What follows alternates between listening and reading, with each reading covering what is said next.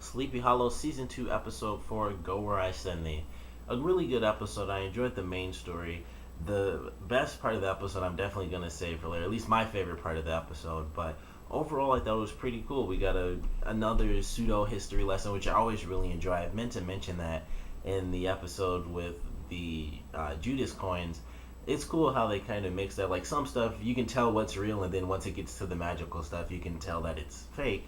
But I always enjoy that. It's really cool that they have those sort of lessons in there. You just have to pick what's real and what's not, and typically you know what is real because if it's not magic, then it tends to be pretty realistic stuff. But I enjoyed that. I enjoyed the story where Abbie was actually a little bit connected to this story because she knew the family because the woman actually helped her when she was going through foster care. So that was cool. It wasn't much of a connection. It was really only that one scene after they first got to the house. But it was cool that she had a connection. She actually helped the woman, and then I really enjoyed the fact that they did the mission, they solved the problem, and they got the girl back to her mother, and then that was still only the middle of the episode, and they still found out, like, oh, we saved the girl, but the Pied Piper is going to come after the rest of the family because he didn't get the one girl that he chose.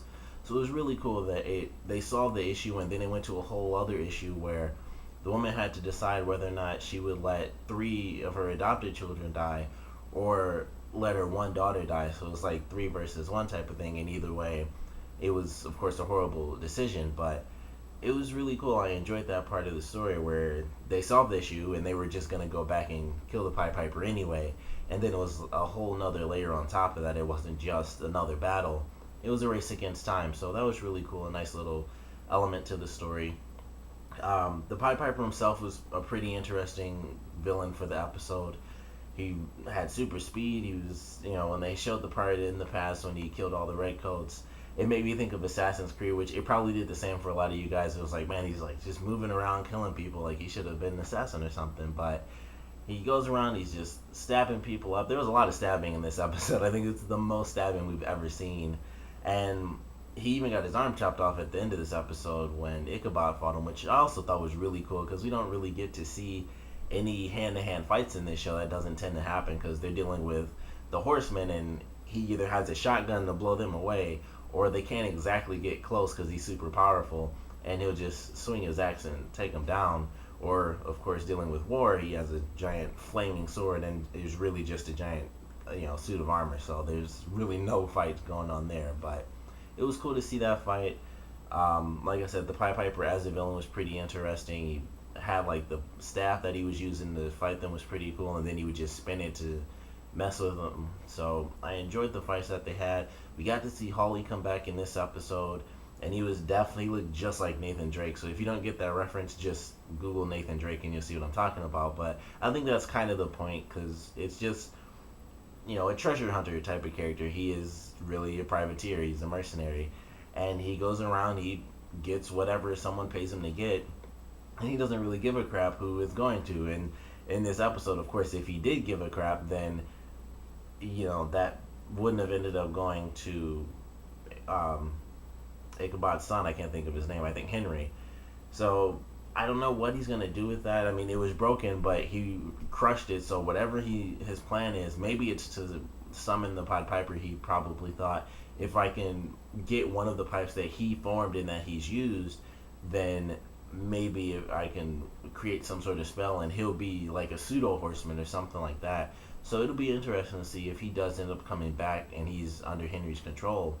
But the stuff that they had, and this was my favorite part of the episode, the stuff that they had with Irving was very, very interesting. It was only two tiny little parts. It was him reading the Bible, which was a really cool little scene, and it seemed like it showed the future, and I was like, oh, that's, at this point they're kind of trying to say like, hey, this is your future, and I'm like, okay, well, he's gonna get taken over and he's gonna be killing people off. I hope he finds some way to get out of that. And then the end of the episode happens, and Henry tells him, like, you might want to read this specific little portion, and we find out exactly why he had the little cut when he was signing his name for the papers, and it was because whatever he signed was actually a contract to sell his soul to Henry, and so his soul is now, Henry's, and he can do whatever he wants. So I don't know what they're gonna do with that. He's right now he's really, really screwed. His family could also be really messed up because they have to cancel all sorts of, real life legal stuff. So they're gonna have a lot of issues. He, of course, is gonna be possessed at some point, or at least taken over. He might not be possessed, but just mentally, he'll be controlled by Henry to just kill people and end the world. So I don't know how they're gonna get him out of that. Hopefully, they talk about that in next week's episode. I'd love for that to be like the really big focus. It didn't seem like it was gonna be based on the preview, but I would love for that to at least be like the side story where they try to help him figure out how do you get your soul back if you didn't know that you were signing it away or something. But that was definitely my favorite part, just because it was such a twist for his character. I thought they were honestly using it for some crazy spell to, like, I don't know, maybe make something else or try to do something else to bring Malik back. But in this episode, and like I said with the Pied Piper, with Irving, he is right now going to be a servant of Henry as well as Malik, so he'll be killing off people during the end of days.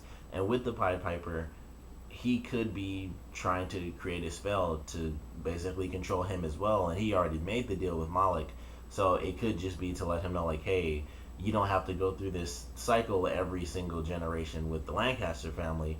You can kind of break away from that, and instead of just killing them off, you join us and you join the person you sold your soul to anyway, and you help us start the end of days. So I think he's trying to build up his evil army. He has his suit for war. He has Death. He has Irving right now, and possibly the Pied Piper. So that's 4 people, and then we have Abbie and Ichabod, who sort of have Hawley. He's kind of like a half a person. Jenny's in jail. Irving's, of course, in the psychiatric ward, and the creature, the kindred that they summoned, kind of just ran off into the night in that episode. So everyone's kind of just either scattered or just not there. Like, it's, who knows where the heck they are. So right now it seems like the evil team really has things on a higher level. They have set numbers, as where it's still kind of just Abbie and Ichabod. They have help every once in a while, like I said with Hawley in this episode, but things are kind of rising to a peak, and they're going to need a good army to battle the evil army. And unfortunately, Irving's going to be on the wrong side because he doesn't have any control, unless they can get him out of it, which I hope they can. But really enjoyed the episode. Of course, comment below, let me know what you guys thought about it, your favorite parts, your least favorite parts. And if you think Irving can get out of it, how do you think that they'll possibly save his soul from being used to start the end of days, or at least to help with the end of days? Comment below, let me know, and thanks for watching.